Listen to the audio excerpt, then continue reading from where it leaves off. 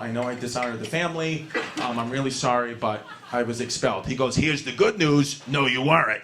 I'm like, no, but I was. He goes, I'm going to come down there. I'm going to negotiate.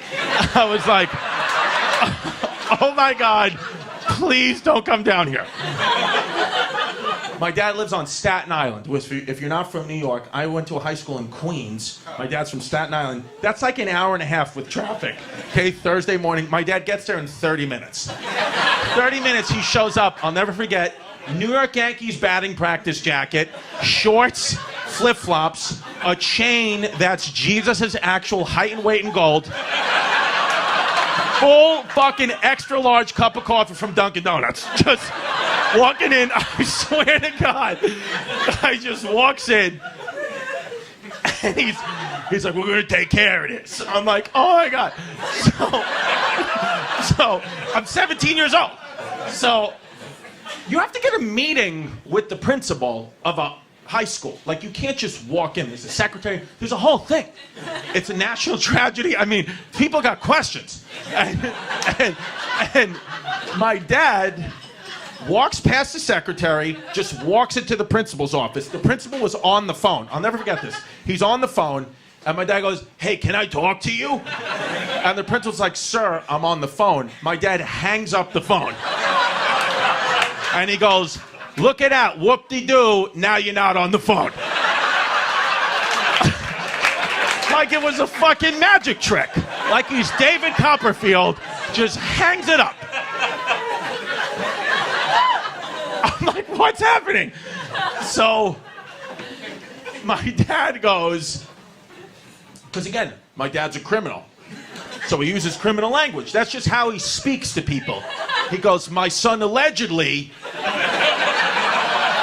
hit somebody in the head with the chair, and we'd like to plead not guilty. So the principal is like, this isn't a court of law. We have video evidence of your son hitting somebody in the head with a chair. He's guilty, and he's expelled. And my dad goes, there's got to be another way. And the principal goes, sir, there's no other way.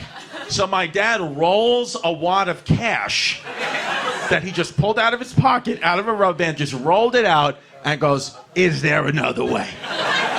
And the principal goes, are you going to bribe a man of God? And my dad goes, I lost God September 21st, 1979.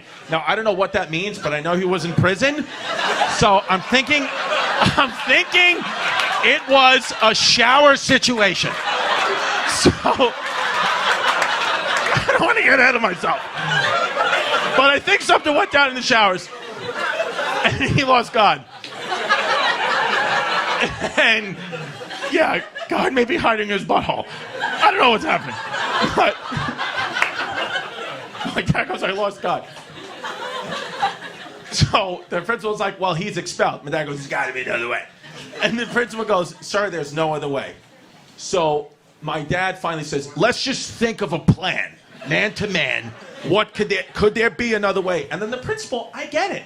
It's just like, this guy doesn't know who my father is. He doesn't know what's going on. He's got a lot of shit on his mind. So the principal finally says to my father, he goes, sir, are you stupid?